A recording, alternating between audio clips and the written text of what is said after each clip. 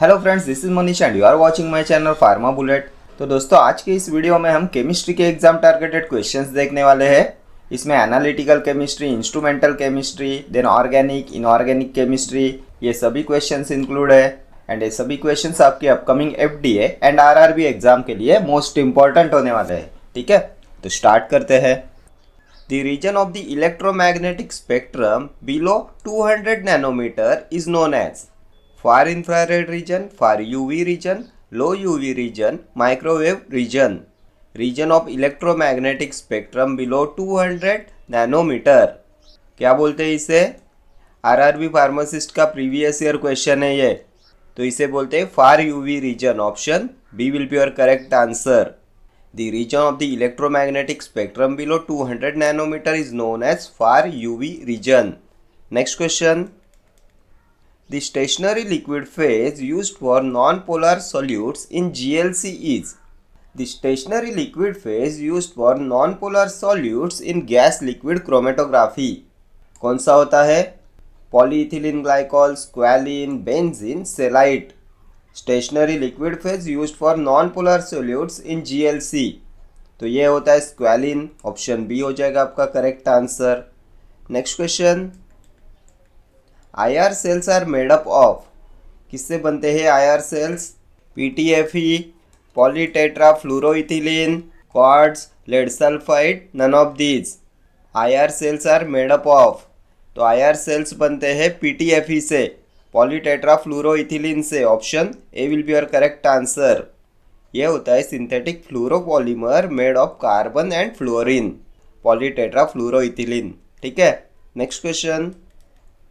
Quantitative analysis in GLC is based on time for peak, peak heights, peak areas, both B and C. Quantitative analysis किस पे base रहता है? Gas liquid chromatography में। तो it is based on peak heights and peak areas. Option D will be your correct answer. Quantitative analysis in GLC is based on peak heights and peak areas. Next question. In gel filtration chromatography mobile phase is. कौन सा mobile phase होता है in gel filtration chromatography? Non aqueous, aqueous, both, none of these. तो mobile phase is aqueous in gel filtration chromatography. Option B will be your correct answer. Next question. Derivatizing agent in HPLC is. High performance liquid chromatography में कौन से derivating agent का use करते हैं?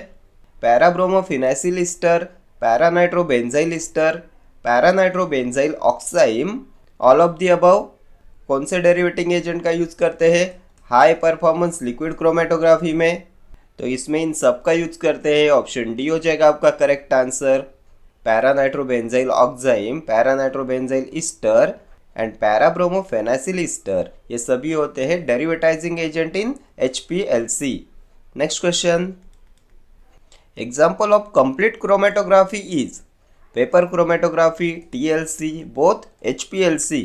Example of complete chromatography क्या होगा? तो complete chromatography का एग्जाम्पल होता है TLC and paper chromatography. Option C will be your correct answer. Next question. Silicon carbide rod heated to high temperature is used as detector in IR, detector in FTIR, source of light in IR, source of light in visible।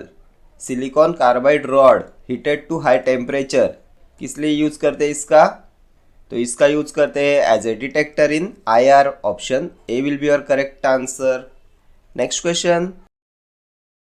In reverse phase chromatography mobile phase is polar, non polar, either polar और non polar, none of these.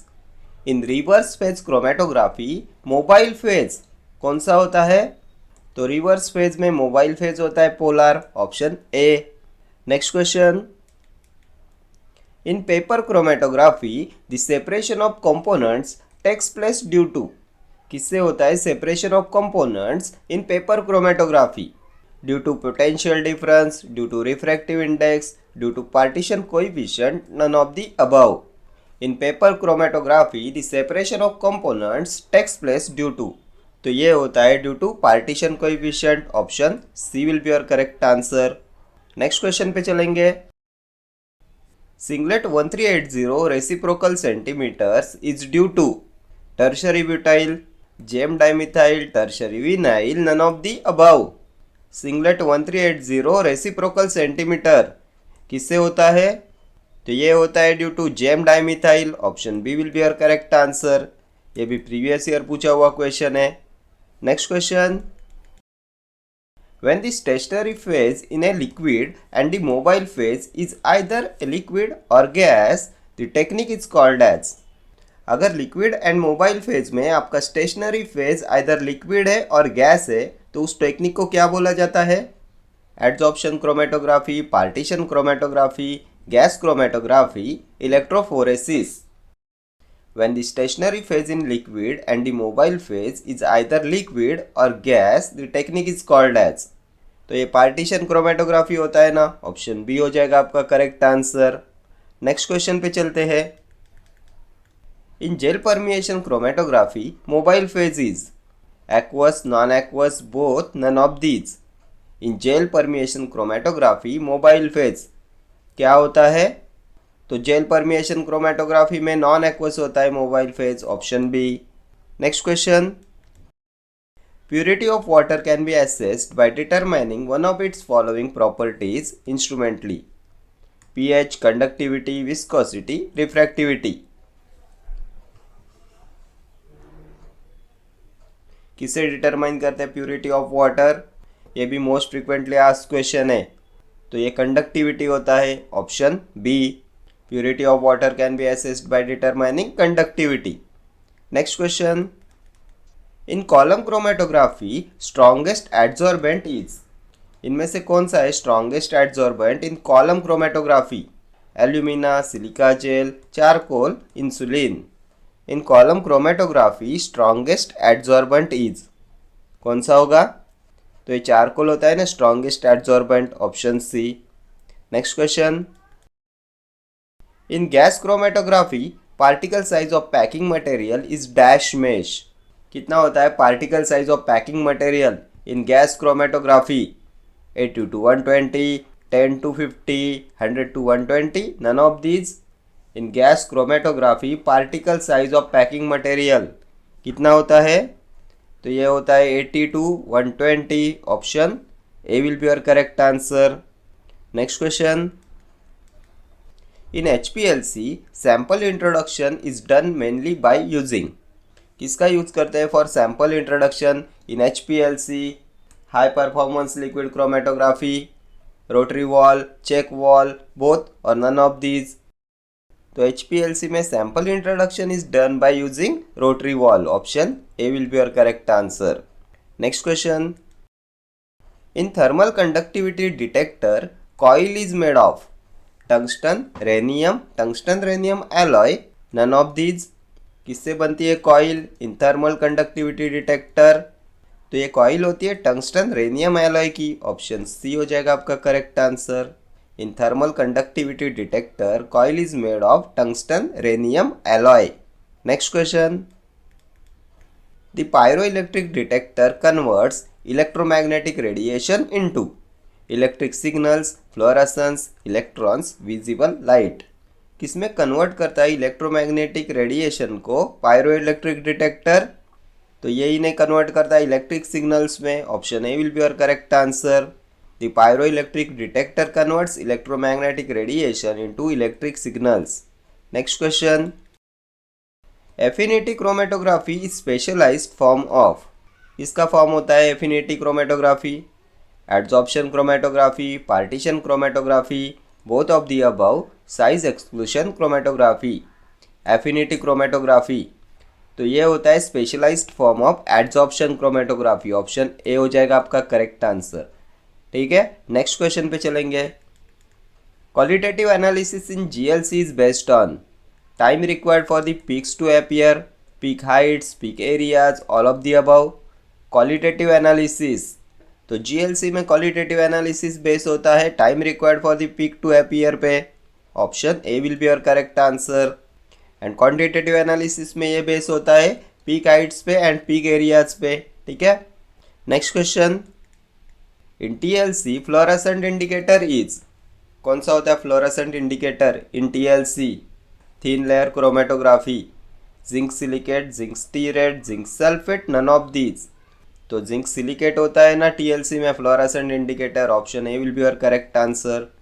Next question, in GC internal diameter of capillary column is, gas chromatography में कितना internal diameter होता है capillary column का? 0.1 to 0.5 centimetre, 0.2 to 0.75 millimetre, 1 to 5 millimetre, none of these. In GC internal diameter of capillary column कितना होगा? तो ये होता है 0.2 to 0.75 millimetre, option B will be your correct answer. Next question, detector used in HPLC is, differential refractometer, photodiode array, both A and B, none of these. कौन से detector का use करते हैं HPLC में? हाई परफॉर्मेंस लिक्विड क्रोमेटोग्राफी में, ये भी most frequently asked question है। तो इसमें photodiode array and differential refractometer दोनों का यूज़ करेंगे as a detector, option C will be your correct answer. Next question, in HPLC particle diameter of packing column is 10 micrometre, 30 micrometre, 100 micrometre, 200 micrometre. In HPLC particle diameter of packing column कितना होता है? तो 10 micrometre होता है ना, option A will be your correct answer. Next question, katharometer is, क्या होता है katharometer? HPLC detector, GC detector, both A and B, none of these. Katharometer, तो ये GC डिटेक्टर होता है ना, ऑप्शन बी हो जाएगा आपका correct answer. Katharometer is GC detector. Next question, silica gel is stable at pH, कितने pH पे स्टेबल होता है silica gel? 1 to 5, 6 to 9, 2 to 7, 9 to 13। Silica gel is stable at pH, तो ये 2 to 7 pH पे स्टेबल होता है, option C will be your correct answer. Next question, the commonly used detecting reagent in TLC is, ninhydrin solution, iodine vapour plus sulphuric acid, silica gel plus calcium sulphate, none of these. कौन सा होता है commonly used detecting reagent in TLC? Thin layer chromatography. तो इसमें commonly use करते हैं iodine vapour and sulphuric acid का, option B हो जाएगा आपका correct answer as a detecting reagent. ठीक है। Next question, in gas chromatography pressure in carrier gas tank is, कितना प्रेशर होता है कैरियर गैस टैंक में in gas chromatography? 10 to 30 pounds per square inch, 40 to 80 pounds per square inch, 100 to 150 pounds per square inch, none of these. In gas chromatography pressure in carrier gas tank कितना होता है? तो ये होता है 40 to 80 pounds per square inch, option B हो जाएगा आपका करेक्ट आंसर। ठीक है। Next question, the commonly used binder in TLC, calcium sulphate, calcium carbonate, calcium bisulphate, calcium hydroxide. Commonly used binder in TLC thin layer chromatography कौन सा होता है? तो कैल्शियम सल्फेट होता है ना, option A will be your correct answer. Calcium sulphate is used as a binder in TLC। Next question, in gas chromatography silylating agent used to reduce polarity, increase volatility, both, none of these. क्यों use करते हैं सिलाइलेटिंग agent का इन gas chromatography? तो इन सिलाइलेटिंग agents का use करते हैं to reduce polarity, to increase stability, to increase volatility. कौन से ऑप्शन में है? तो reduce polarity, increase volatility, option C will be your correct answer. ये सिलाइलेटिंग एजेंट्स होते हैं सिलिकॉन बेस्ड केमिकल्स, इनका यूज करते हैं to modify organic and inorganic substrates. क्या आता है इसमें? तो इसमें आता है trimethyl silyl ether, then इसमें आता है 20 ट्राईफ्लोरो एसिटामाइड, देन इसमें आएगा 20 एसिटामाइड। ये होते हैं सिलाइलेटिंग एजेंट्स। ठीक है। Next question, what is the SI unit of wave number? क्या होता है वेव नंबर का SI यूनिट? तो होता क्या है ये वेव नंबर? तो 1 सेंटीमीटर से जितनी वेव्स पास होती है उसे बोला जाता है wave number. The number of waves per unit length होता है वेव नंबर, एंड ये वेव नंबर होता है रेसिप्रोकल टू वेवलेंथ। ये भी क्वेश्चन बहुत बार एग्जाम में पूछा गया है। Wave number is reciprocal to wavelength. And wavelength का यूनिट होता है मीटर, तो वेव नंबर का यूनिट क्या होगा? तो मीटर इनवर्स होगा ना, इनवर्स ऑफ मीटर होता है ऐसा unit of wave number. Option B will be your correct answer. Wave number होता है रेसिप्रोकल टू वेवलेंथ, ठीक है। देन वेवलेंथ को एक्सप्रेस किस में करते हैं? तो लैम्बडा में करते हैं ना। एंड क्या होता है ये वेवलेंथ? तो देखो ये जो वेव होती है उसमें ये होता है क्रस्ट एंड ये होता है ट्रग। ये ऊपर वाला होता है क्रस्ट एंड ये होता है ट्रग। एंड दो एडजेसेंट क्रस्ट और दो एडजेसेंट ट्रग के बीच का जो डिस्टेंस होता है, जो डिफरेंस होता है, वही होता है आपका वेवलेंथ, ठीक है। एंड वेवलेंथ को एक्सप्रेस करते हैं लैम्बडा में। एंड ये डिस्टेंस होता है इसलिए इसका यूनिट होता है मीटर, ठीक है। चले आगे, next question. In UV spectroscopy the lowest energy is required for transition of. ये भी मोस्ट इंपॉर्टेंट क्वेश्चन है आपके एग्जामिनेशन पॉइंट ऑफ व्यू से। किस लिए रिक्वायरमेंट होती है लोवेस्ट एनर्जी की, किस लिए रिक्वायरमेंट होती है हाईएस्ट एनर्जी की? बहुत बार एग्जाम में पूछा जाता है। ये एनर्जी वैल्यू सीक्वेंस भी बहुत बार एग्जाम में पूछा गया है। यूवी स्पेक्ट्रोस्कोपी में इलेक्ट्रॉनिक ट्रांजिशन का एनर्जी वैल्यू ऑर्डर क्या होता है? ये भी एक बार एग्जाम में पूछा हुआ क्वेश्चन है। तो हाईएस्ट एनर्जी रिक्वायरमेंट किसके लिए होती है? तो सिग्मा टू सिग्मा स्टार के लिए रिक्वायरमेंट होती है हाईएस्ट एनर्जी की। देन इसके बाद आता है एन टू सिग्मा स्टार, ये होता है non bonding to sigma star. Then इसके बाद आता है पाई टू पाई स्टार, ठीक है। देन सबसे कम एनर्जी होती है एन टू पाई स्टार की। हाईएस्ट एनर्जी होती है सिग्मा टू सिग्मा स्टार की एंड लोवेस्ट एनर्जी होती है एन टू पाई स्टार की। एंड जिसकी एनर्जी ज़्यादा होती है उसकी वेवलेंथ कम होती है। So sigma to sigma star की वेवलेंथ लोवेस्ट होती है बिकॉज इसकी हाईएस्ट एनर्जी होती है। And n to pi star की लोवेस्ट एनर्जी होती है, सो इसकी हाईएस्ट वेवलेंथ होती है। यहाँ पे क्या पूछा है? तो the lowest energy is required for transition of. तो lowest energy n to pi star कौन से ऑप्शन में है? तो ऑप्शन डी में है। Option D will be your correct answer. Lowest energy required for transition of non bonding to pi anti bonding. N होता है non bonding and star means anti bonding, ठीक है। ये सीक्वेंस मोस्ट इंपॉर्टेंट है आपके examination point of view से।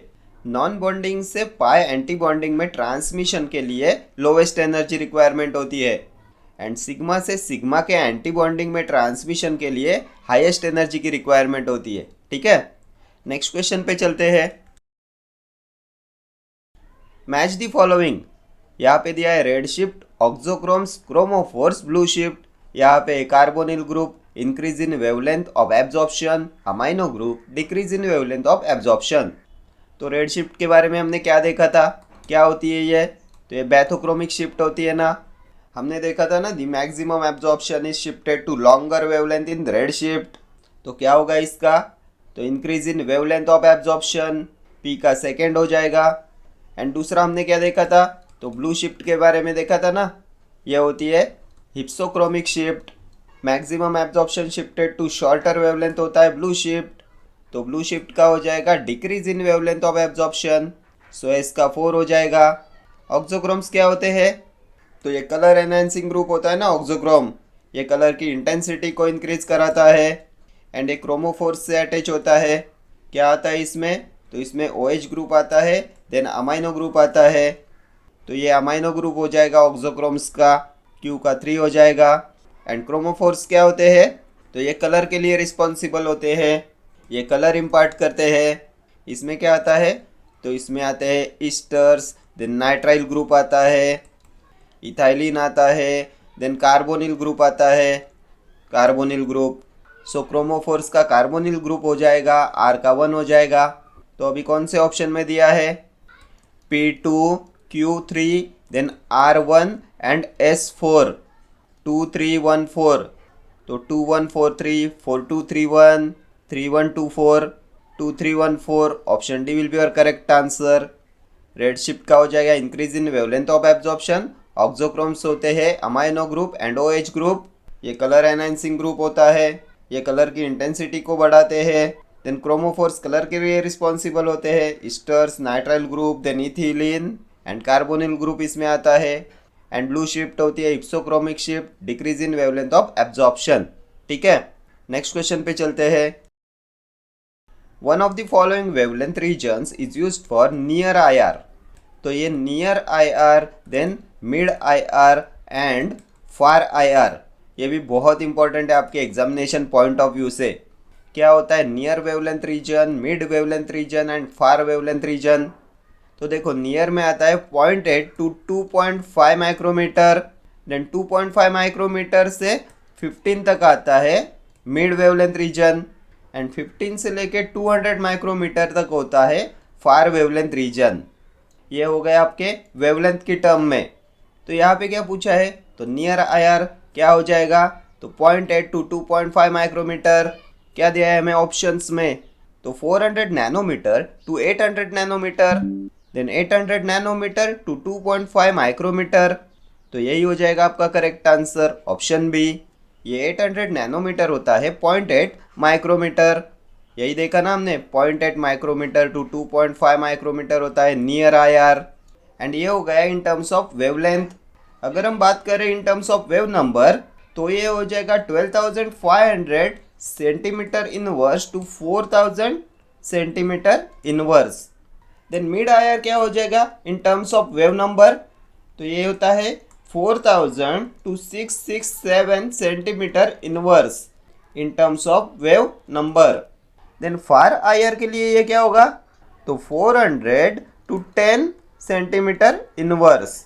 ठीक है, ये सब इंपॉर्टेंट है आपके एग्जामिनेशन के लिए, हर एग्जाम में इसमें क्वेश्चन पूछा जाता है। ठीक है, चले आगे next question. Commonly used detector in UV spectrophotometer is thermocouple, photomultiplier, bolometer, none of the above. Commonly used detector in UV spectrophotometer, तो डिटेक्टर्स पे भी बहुत बार एग्जाम में क्वेश्चन पूछे गए हैं, ये भी मोस्ट इंपॉर्टेंट है आपके एग्जामिनेशन पॉइंट ऑफ व्यू से।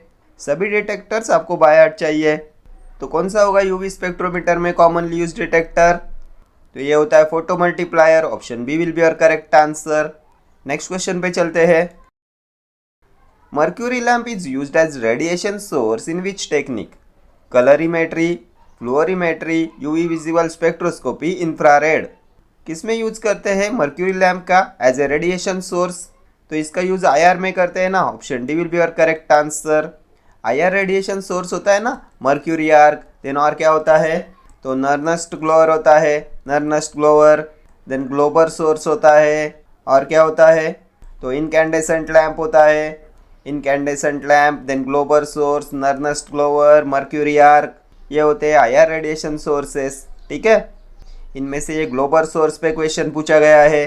क्या पूछा गया है, तो सिलिकॉन कार्बाइड रॉड किस में प्रेजेंट होता है, तो ये होता है ग्लोबर सोर्स में, ग्लोबर सोर्स होता है आईआर रेडिएशन सोर्स। ठीक है, नेक्स्ट क्वेश्चन पे चलते हैं। Which of the following is the example of absorption spectroscopy, कौन सा है example of absorption spectroscopy, fluorimetry, flame photometry, X ray diffraction, UV spectroscopy. क्या आएगा इनमें से एब्जॉर्प्शन स्पेक्ट्रोस्कोपी में, तो इसमें यूवी स्पेक्ट्रोस्कोपी आएगा ना, option D. UV spectroscopy is an example of absorption spectroscopy. Next question पे चलते हैं। What is the selection rule for a molecule to become IR active in IR spectroscopy? Must show change in dipole moment, must show dipole moment, must show change in magnetic moment, must show magnetic moment. क्या होता है selection rule for a molecule to become IR active, तो IR active कब होगा, जब change in dipole moment होगा तभी वो IR एक्टिव होगा ना। सो must show change in dipole moment, option A will be your correct answer. अगर चेंज इन डाइपोल मोमेंट होता है तभी वो IR एक्टिव होता है ना, अगर चेंज इन डाइपोल मोमेंट नहीं होगा तो वो IR इनएक्टिव हो जाएगा। ठीक है, चले आगे नेक्स्ट क्वेश्चन देखेंगे। Bathochromic shift is also called as yellow shift, blue shift, red shift, green shift. तो हमने देखा था ना, बैथोक्रोमिक शिफ्ट होती है रेड शिफ्ट, हिप्सोक्रोमिक शिफ्ट होती है ब्लू शिफ्ट, तो ऑप्शन सी हो जाएगा आपका correct answer. Bathochromic shift is also called as red shift. Lambda max increase होता है ना बैथोक्रोमिक शिफ्ट में, रेड शिफ्ट में। वेवलेंथ ऑफ एब्जॉर्प्शन इंक्रीज होता है रेड शिफ्ट में। हमने देखा था ना, the maximum absorption is shifted to longer wavelength in red shift and maximum absorption shifted to shorter wavelength in blue shift. Decrease in wavelength of absorption होता है ना ब्लू शिफ्ट में। नेक्स्ट क्वेश्चन पे चलेंगे। In UV spectroscopy the highest energy is required for transition of. तो previous question में हमने lowest energy is required for transition of देखा था, यहाँ पे हाईएस्ट एनर्जी का पूछा है। तो प्रीवियस क्वेश्चन में हमने देखा था ना, energy value order, energy value sequence क्या होता है इलेक्ट्रॉनिक ट्रांजिशन का यूवी में। तो हाईएस्ट एनर्जी रिक्वायरमेंट होती है सिग्मा टू सिग्मा स्टार के लिए। देन उसके बाद में हमने क्या देखा था, तो एन टू सिग्मा स्टार देखा था। उसके बाद आता है pi to pi star. Then lowest energy is required for transition of n to pi star, n to pi star, non bonding to pi anti bonding, star means anti bonding. तो यहाँ पे highest energy का पूछा है, तो the highest energy is required for the transition of sigma to sigma star. Option A will be your correct answer. And जिसकी energy ज़्यादा होती है उसका वेवलेंथ कम होता है। सिग्मा टू सिग्मा स्टार का वेवलेंथ होता है कम, एंड एन पाई स्टार की लोवेस्ट एनर्जी होती है एंड हाईएस्ट वेवलेंथ होती है। ठीक है, सिग्मा से सिग्मा के एंटी बॉन्डिंग में ट्रांसमिशन के लिए हाईएस्ट एनर्जी की रिक्वायरमेंट होती है। बहुत बार एग्जाम में पूछा हुआ एक क्वेश्चन है। नेक्स्ट क्वेश्चन देखते हैं। For obtaining IR radiation Nernst filament should be heated to dash degree Celsius.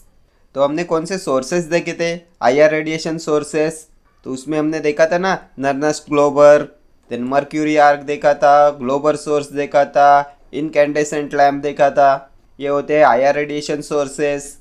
इनमें से मर्क्यूरी आर्क का यूज़ करते हैं in far IR reason.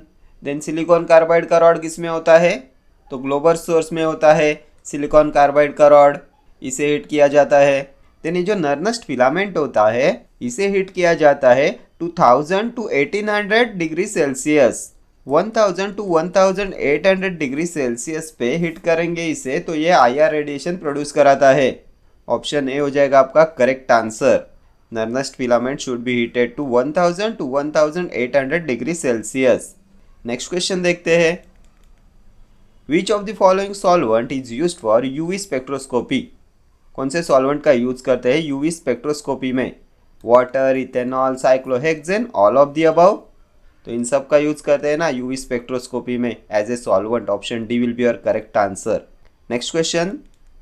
The region from 0.8 micrometre to 2.5 micrometre is called near IR, far IR, very far IR, mid IR। तो कौन से regions देखे थे हमने देखा था ना near IR, then mid IR, far IR। 0.8 to 2.5 micrometre किस में आता है, तो ये नियर IR में आता है। देन 2.5 टू 15 किस में आएगा, तो ये आता है मिड IR में। देन 15 टू 200 माइक्रोमीटर ये आता है फार IR में।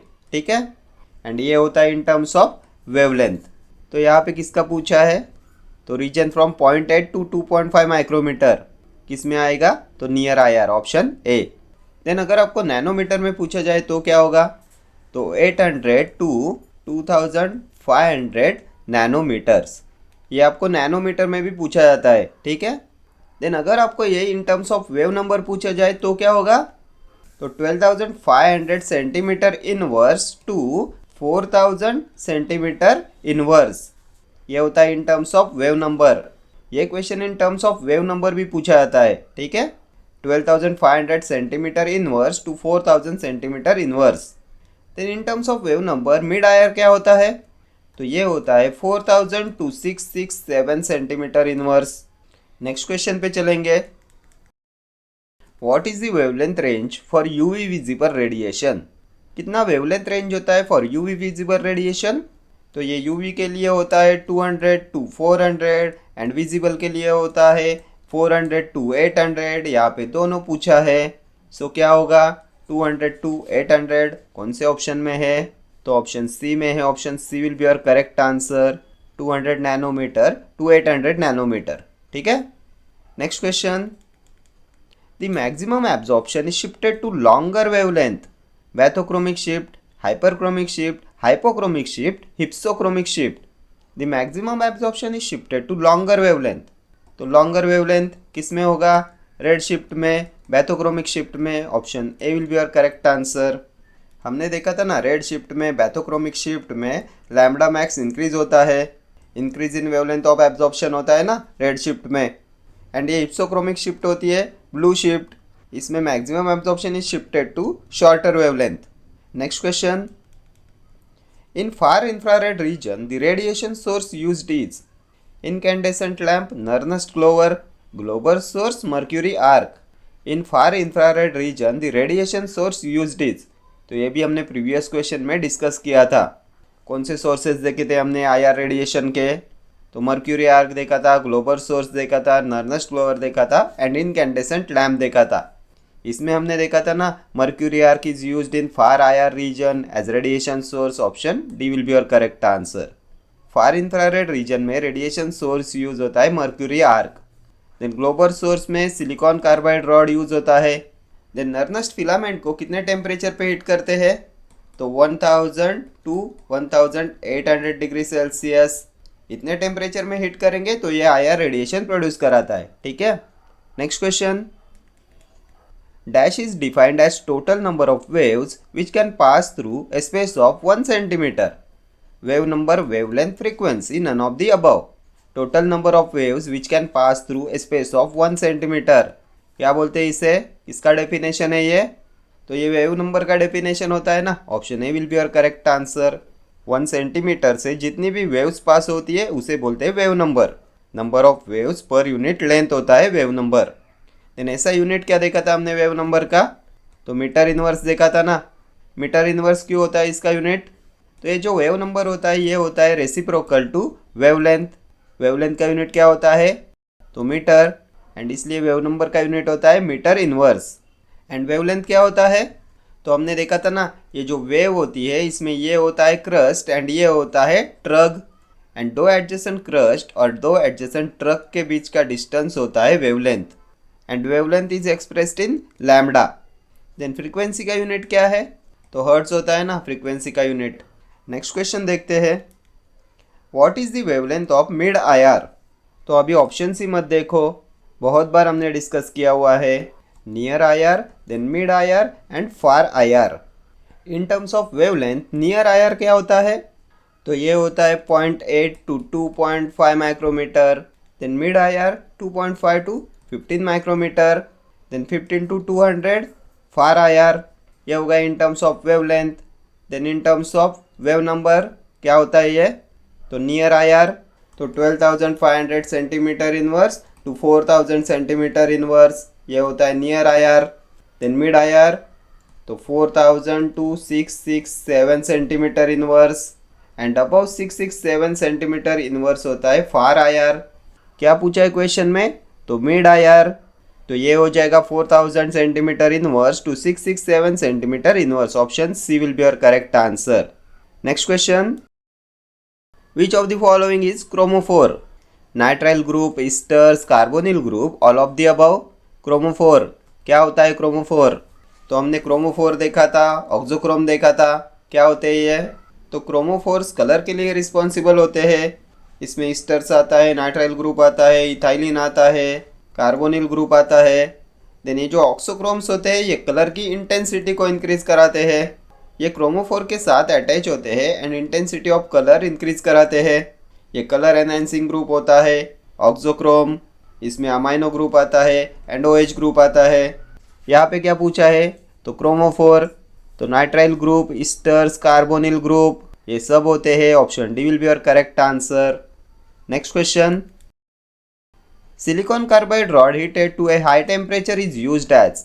तो ये भी हमने बहुत बार डिस्कस किया. सिलिकॉन कार्बाइड रॉड किस में यूज करते हैं? तो हमने आईआर रेडिएशन के सोर्सेज देखे थे. Incandescent lamp, then mercury arc, globar source, Nernst glower. इनमें से किसके बारे में हमने देखा था? ये किस में यूज होता है सिलिकॉन कार्बाइड रॉड का? तो ये हमने ग्लोबल सोर्स के बारे में देखा था ना. ऑप्शंस पे क्या दिया है? तो source of light in IR, detector in IR, source of light in UV, source of light in fluorimetry. तो ये सब आईआर रेडिएशन सोर्सेस है ना. So option A will be your correct answer. Source of light in IR. Next question. What is the source of light in a UV spectrophotometer? Hydrogen discharge lamp, Nernst glower, globar source, none of the above. Source of light in UV spectrophotometer तो UV spectrophotometer में use करते हैं hydrogen discharge lamp का. Option A will be your correct answer. ये होता है source of light in UV spectrophotometer. ये भी बहुत बार एग्जाम में पूछा हुआ क्वेश्चन है। Next question, what is the delta value for TMS in NMR? TMS की डेल्टा वैल्यू एनएमआर में, न्यूक्लियर मैग्नेटिक रेजोनेंस में। तो टीएमएस क्या होता है? ये भी बहुत बार एग्जाम में पूछा हुआ क्वेश्चन है। तो ये टीएमएस होता है टेट्रा मिथाइल सिलेन। ये होता है reference compound used in NMR spectroscopy and इसका डेल्टा वैल्यू होता है 0। Option A will be your correct answer. बहुत बार एग्जाम में पूछते हैं reference compound used in NMR spectroscopy, तो ये होता है TMS, tetra methyl silane. Next question, the region from 2.5 micrometre to 15 micrometre is called.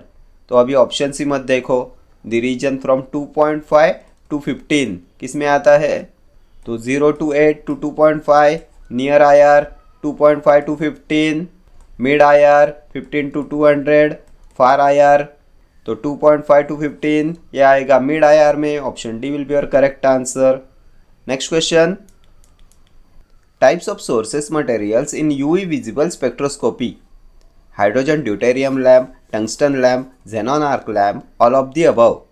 Types of sources materials used in UV visible spectroscopy.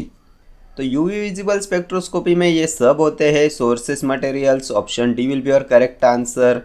xenon arc lamp, tungsten lamp, hydrogen deuterium lamp, इन सब का use करते हैं UV visible spectroscopy में। ठीक है। Next question, the number of waves passing a point per second is power, wavelength, frequency, wave number. The number of waves passing a point per second, तो ये फ्रीक्वेंसी हो जाएगा। Option C, frequency का unit hertz. Then 1 hertz is equal to 1 cycle per second. Wavelength का unit क्या देखा हमने? Metre. Wave number का metre inverse. Next question, the unit of magnetic field strength in NMR is cycles per second, gauss, pulse per second, debye. Unit of magnetic field strength in NMR, nuclear magnetic resonance spectroscopy. तो NMR में magnetic field strength का unit होता है gauss. Option B will be your correct answer. ये gauss होता है CGS unit. And magnetic field strength का SI unit क्या होता है? तो ये होता है tesla. CGS unit gauss and SI unit tesla. And 1 tesla कितना होता है? 1 tesla is equal to 10,000 gauss. ठीक है, ये भी एक बार एग्जाम में पूछा हुआ क्वेश्चन है। नेक्स्ट क्वेश्चन पे चलते हैं। Dash is defined as any isolated covalently bounded group that shows characteristic absorption in the ultraviolet और visible region. Chromophore, auxochrome, both of the above, none of the above. क्या होता है isolated covalently bounded group जो show कराता है characteristic absorption in UV और visible region? तो ये क्रोमोफोर होता है ना। Option A will be your correct answer. हमने देखा था ना, क्रोमोफोर रिस्पॉन्सिबल होता है कलर के लिए। ये कलर इम्पार्ट कराते हैं। इसमें नाइट्राइल ग्रुप आता है, कार्बोनिल ग्रुप आता है, देन इथाइलिन आता है, ईस्टर्स आता है। देन ऑक्सोक्रोम के बारे में हमने क्या देखा था?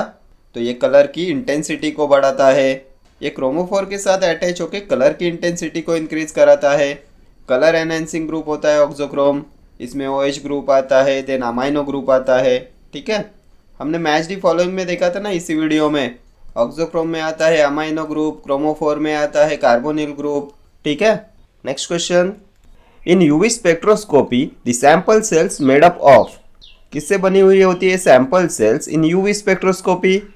मेटल, पॉलीस्टीरीन, स्टेनलेस स्टील और क्वार्ट्ज। तो यूवी स्पेक्ट्रोस्कोपी में sample cells made up of quartz. Option D will be your correct answer. ये प्रीवियस ईयर पूछा हुआ क्वेश्चन है। ठीक है। देन क्वार्ट्ज पे और क्या पूछा जाता है?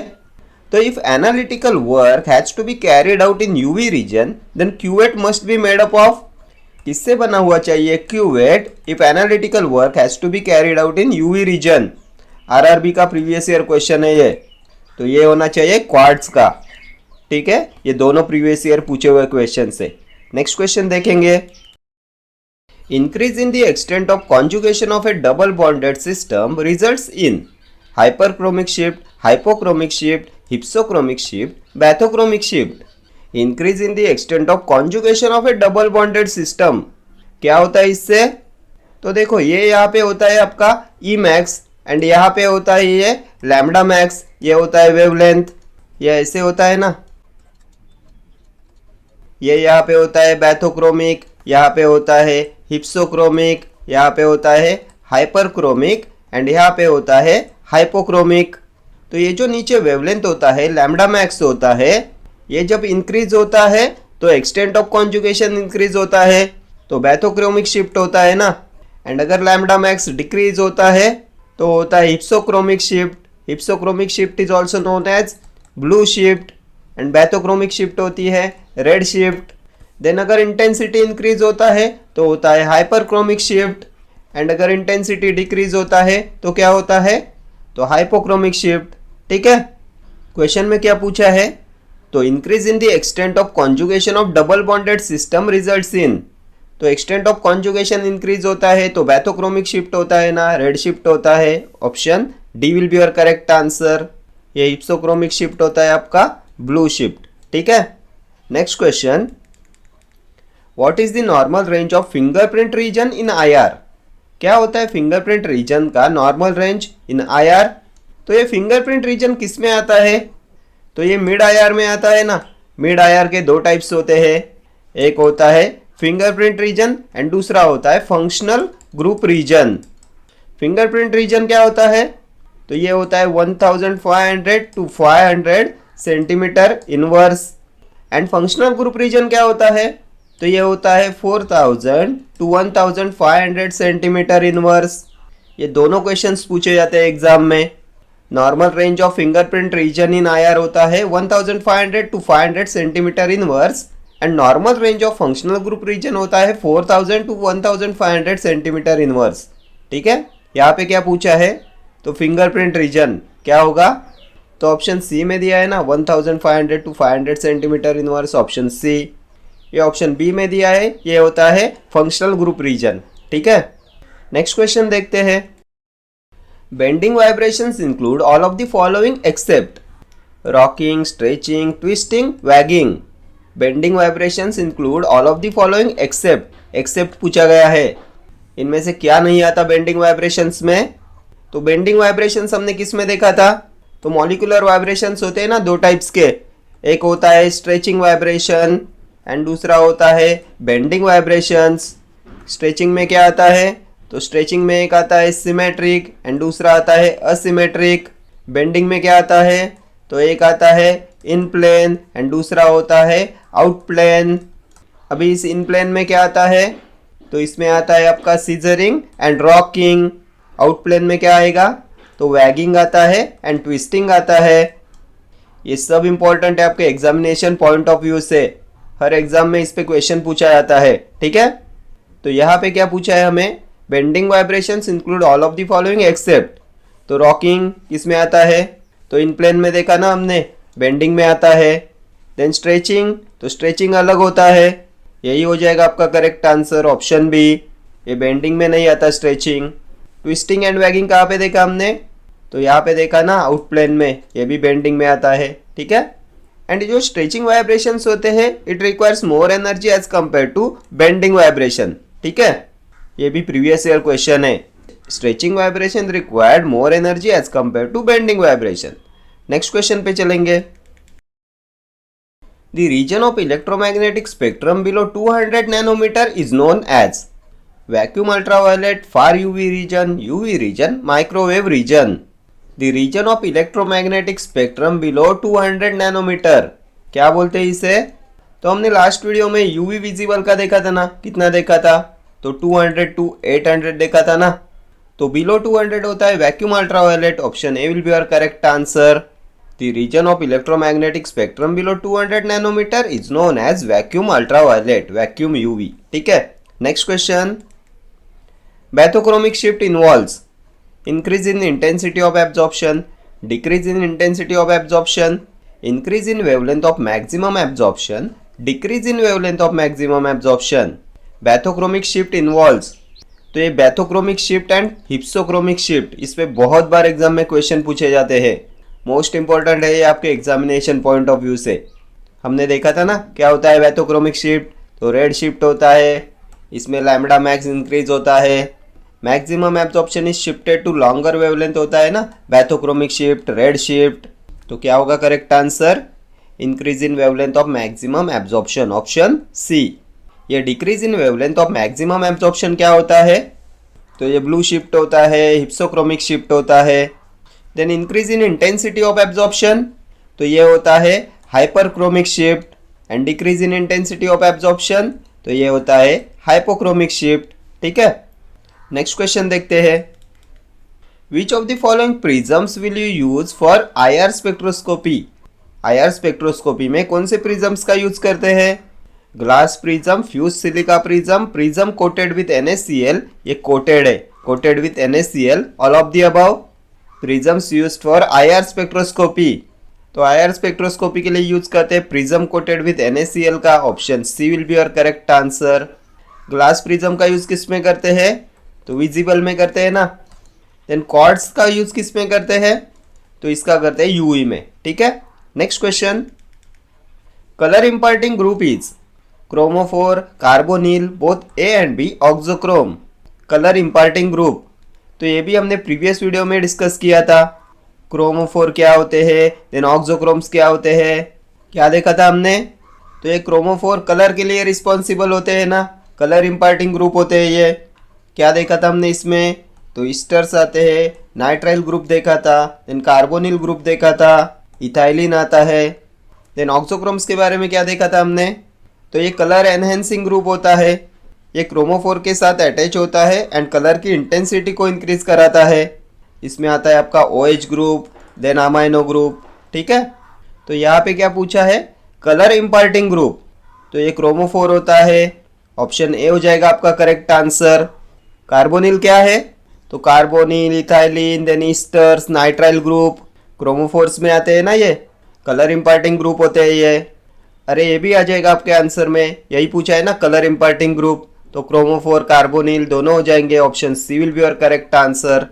ऑक्सोक्रोम होता है कलर एनहेंसिंग ग्रुप। ठीक है, next question. IR spectroscopy generally used to determine conjugation, functional group, number of protons, none of the above। IR spectroscopy किसे डिटरमाइन करने के लिए यूज करते हैं आईआर स्पेक्ट्रोस्कोपी का?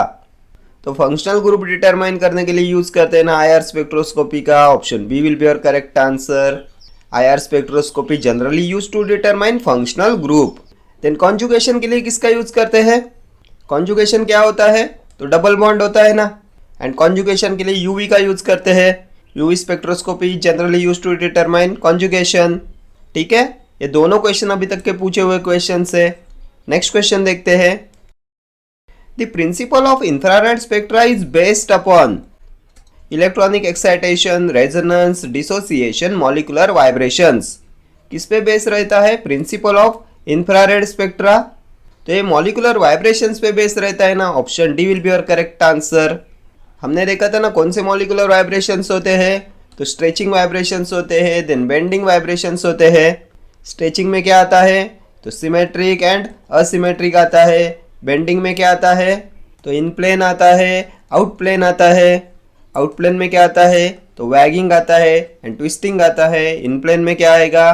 तो सिजरिंग आता है, रॉकिंग आता है। ठीक है, the principle of infrared spectra is based upon molecular vibrations. Next question. Dash is the distance between two adjacent crest और trough in a particular wave. Wave number, wavelength, frequency और none of the above. क्या बोला जाता है distance between two adjacent crest और trough को? तो ये भी हमने प्रीवियस वीडियो में डिस्कस किया था। ये आपकी जो वेव होती है, इसके यहाँ पे होता है ये क्रस्ट एंड ये होता है ट्रग, एंड दो एडजेसेंट क्रस्ट और ट्रग के बीच का जो डिस्टेंस होता है इसे बोला जाता है वेवलेंथ। ठीक है, कौन से ऑप्शन में है? तो ऑप्शन बी में है, option B will be your correct answer. Wavelength का यूनिट क्या देखा था हमने? तो मीटर होता है ना, and wavelength is expressed in lambda. Wave number के बारे में हमने क्या देखा था? तो 1 सेंटीमीटर से जितनी भी वेव्स पास होती है उसे बोला जाता है wave number. The number of waves per unit length होता है ना वेव नंबर, एंड ये वेव नंबर होता है reciprocal to wavelength, and wavelength का यूनिट मीटर है, इसलिए वेव नंबर का यूनिट होता है मीटर इनवर्स। फ्रीक्वेंसी का यूनिट क्या होता है? तो हर्ट्ज होता है ना। नेक्स्ट क्वेश्चन देखते हैं। The region of an IR spectrum where many absorption takes place is known as. thumbprint region, handprint region, footprint region, fingerprint region. The region of an IR spectrum where many absorptions takes place. तो क्या बोलते हैं ऐसे reason को? तो fingerprint region होता है ना. Option D will be your correct answer. किसमें देखा था हमने फिंगरप्रिंट रीजन? तो मिड IR में देखा था ना. एक होता है फिंगरप्रिंट रीजन, एक होता है functional group region. Fingerprint reason होता है 1500 to 500 centimetre inverse. Functional group region होता है 4000 to 1500 सेंटीमीटर इनवर्स. हमने देखा था ना प्रीवियस क्वेश्चन में. नेक्स्ट क्वेश्चन पे चलते हैं. The most accurate method for determining the molecular mass of the compound and its elemental composition is mass spectrometry, UV visible spectroscopy, IR spectroscopy, none of the above. Most accurate method for determining the molecular mass of the compound. तो molecular mass के लिए mass spectrometry का use करते हैं ना. कौन से option में है? तो ऑप्शन ए में है. Option A will be your correct answer. क्या होता है मास स्पेक्ट्रोमेट्री में? तो मॉलिक्यूल को गैसियस फेज में कन्वर्ट करके उसमें high energy electron beam bombard करते हैं. इलेक्ट्रॉन्स की बम्बार्डमेंट करते हैं ना मास स्पेक्ट्रोमेट्री में. Bombarding the sample with high energy electrons. Then UV visible spectroscopy का यूज किसके लिए करते हैं? किसके डिटर्मिनेशन के लिए करते हैं? हमने प्रीवियस क्वेश्चन में देखा था. तो इससे कंजुगेशन डिटरमाइन करते हैं ना. डबल बॉन्ड के डिटर्मिनेशन के लिए यूज करते हैं ना यूवी विजिबल स्पेक्ट्रोस्कोपी का. ये भी प्रीवियस ईयर पूछा हुआ क्वेश्चन है. ठीक है. नेक्स्ट क्वेश्चन देखते हैं. इन case of carbonyl compound which of the following is A forbidden transition. इनमें से कौन सा है forbidden transition in case of carbonyl compound? तो कार्बोनिल ग्रुप क्या होता है? तो C डबल बॉन्ड O होता है ना कार्बोनिल ग्रुप. तो इनमें से कौन सा हो जाएगा forbidden transition in case of carbonyl compound? तो ये हो जाएगा N2 pi star. Option D will be your correct answer. Non bonding to pi anti bonding हो जाएगा आपका forbidden transition in case of carbonyl compound. इन सब का एनर्जी वैल्यू ऑर्डर भी देखा था ना हमने कल के वीडियो में. किसके लिए रिक्वायरमेंट होती है? हाईएस्ट एनर्जी की.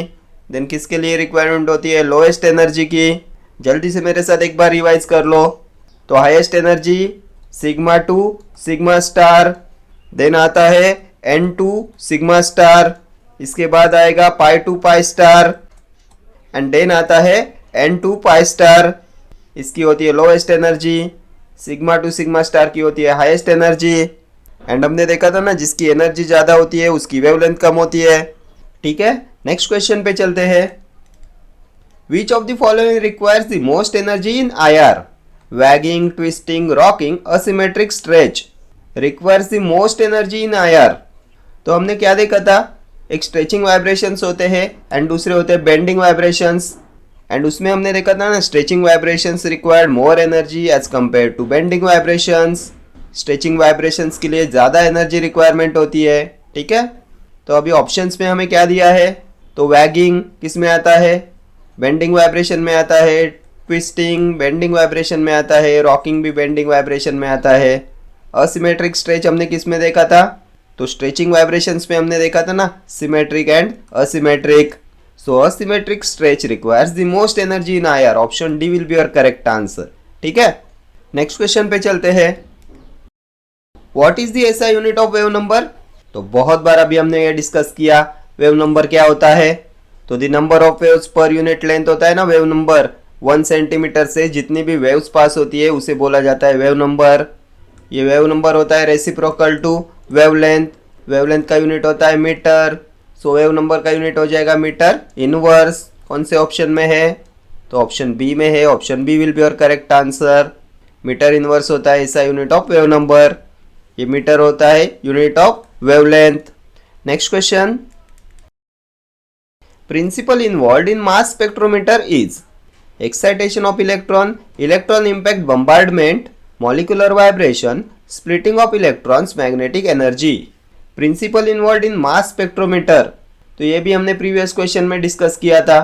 किसके बारे में हमने देखा था? मॉलिकुलर मास के डिटर्मिनेशन के लिए यूज करते हैं ना इसका. किसका? तो मास स्पेक्ट्रोमेट्री का. क्या देखा था हमने इसमें? तो इसमें मॉलिक्यूल को गैसियस फेज में कन्वर्ट करके उसमें high energy electron beam bombard करते हैं. Bombarding the sample with high energy electron होता है ना मास स्पेक्ट्रोमेट्री में. इलेक्ट्रॉन्स की बम्बार्डमेंट करते हैं. तो कौन से ऑप्शन में दिया है? तो तो एक्साइटेशन ऑफ इलेक्ट्रॉन नहीं होगा, electron impact bombardment, option B will be your correct answer. Electron impact bombardment होता है principle involve in mass spectrometer. Next question, if analytical work has to be carried out in UV region, cuvette must be made up of gelatin, glass, plastic or quartz. If analytical work has to be carried out in UV region, cuvette must be made up of. तो हमने इसी video में first question में देखा था ना, first question क्या था, तो in UV spectroscopy sample cells made up of, किससे बनते हैं sample cells in UV spectroscopy, क्या था इसका आंसर, तो क्वार्ट्ज था ना, क्वार्ट्ज। एंड इसी के बारे में हमने ये देखा था ना, if analytical work has to be carried out in UV region, cuvette must be made up of quartz, option D will be your correct answer. ठीक है, नेक्स्ट क्वेश्चन पे चलते हैं। Stretching vibrations include rocking, symmetric, twisting, wagging. तो ये भी हमने बहुत बार डिस्कस किया। स्ट्रेचिंग वाइब्रेशंस में क्या आता है, तो इसमें सिमेट्रिक आता है, असिमेट्रिक आता है। बेंडिंग वाइब्रेशन में क्या आता है, तो इसमें इन प्लेन आता है, आउट प्लेन आता है। इन प्लेन में क्या आएगा, तो सीजरिंग, रॉकिंग, आउट प्लेन में वैगिंग, ट्विस्टिंग।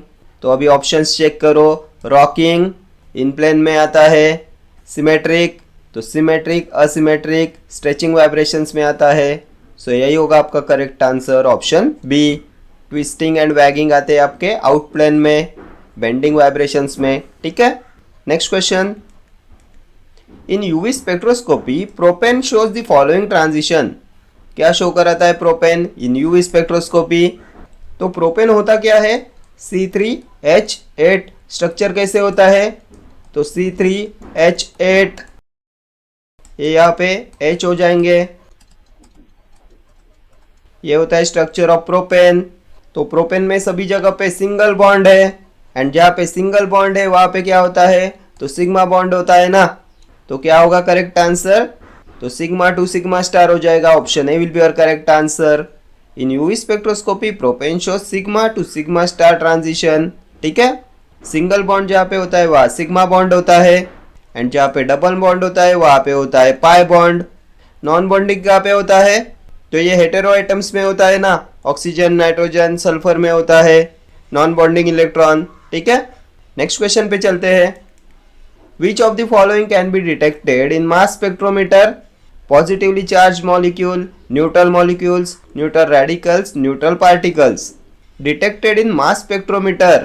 इनमें से क्या डिटेक्ट करते हैं इन मास स्पेक्ट्रोमीटर, तो हमने मास स्पेक्ट्रोमेट्री में क्या देखा था, क्या होता है इसमें, इसका प्रिंसिपल क्या होता है, तो इसमें इलेक्ट्रॉन्स की बम्बार्डमेंट करते हैं ना, bombarding the sample with high energy electrons, किस लिए, to produce positively charged ions.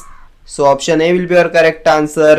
Positively charged molecule can be detected in mass spectrometer. Next question. In polarography, dash is used as non-polarizable electrode. Glass electrode, hydrogen electrode, fluoride ion electrode, reference electrode. In polarography, dash is used as non-polarizable electrode. इनमें से कौन सा है non-polarizable electrode जिसका use करते हैं polarography में, तो ये रेफरेंस इलेक्ट्रोड होता है ना, option D will be your correct answer. Reference electrode is used as a non polarizable electrode, ये होता है non polarizable, it acts as an anode, then इसका पोटेंशियल कांस्टेंट होता है, इसका सरफेस एरिया ज़्यादा होता है। एग्जांपल्स क्या है इसके, तो मर्क्यूरी पूल होता है ना, मर्क्यूरी पूल होता है आपका रेफरेंस इलेक्ट्रोड। और क्या आएगा, तो सैचुरेटेड कैलमल इलेक्ट्रोड भी आता है इसमें, सैचुरेटेड कैलमर इलेक्ट्रोड भी होता है आपका रेफरेंस इलेक्ट्रोड। ठीक है, नेक्स्ट क्वेश्चन पे चलते हैं। Hooke's law is associated with IR, NMR, UV और मास। किससे एसोसिएटेड है हुक्स लॉ, तो ये एसोसिएटेड है with infrared spectroscopy, option A will be your correct answer.